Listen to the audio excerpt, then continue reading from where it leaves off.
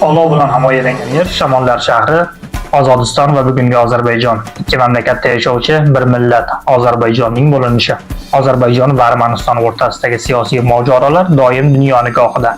Ammo ozar xalqining yana bir og'riqli muammosi Eron hududidagi ozarbayjonlardan ajralgan holda yashashi. Bu xalq qachon, qay holatda ikkiga ajralib ketdi? Asl ozar xalqlari va millati bugun qayerda yashayapti? Dunyoning kuchli davlatlari va nafaqat mamlakatlarni istilo qilishda, balki millatlarni ajratishda ham o'z ta'sirini ko'rsatgan.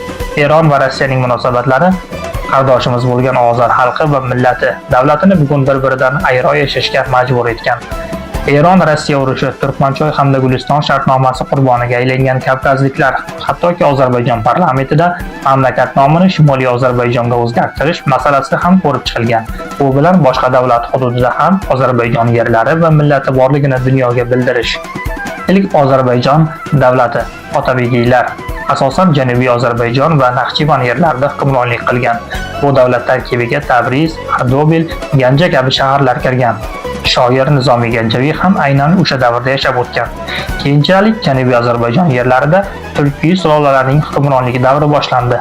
Mazkur hududda 1502-yilda tashkil qilingan poytaxti Tabriz bo'lgan Safaviylar davlati ham aynan turkiy sulolalar tomonidan tashkil etildi.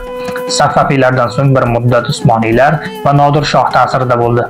Keyinchalik esa Shimoliy Ozarbayjonda Baku, Shamarxet, Talash, Ganja, Qorabog', Darband, Naxchivan kabi xonliklar tashkil topgan bo'lsa, Janubiy Ozarbayjonda Ardobil, Zenjon, Maku, Kazvin, Tabriz, Serab, Urmiya, Xalxal, Merrend xonliklari tashkil etildi.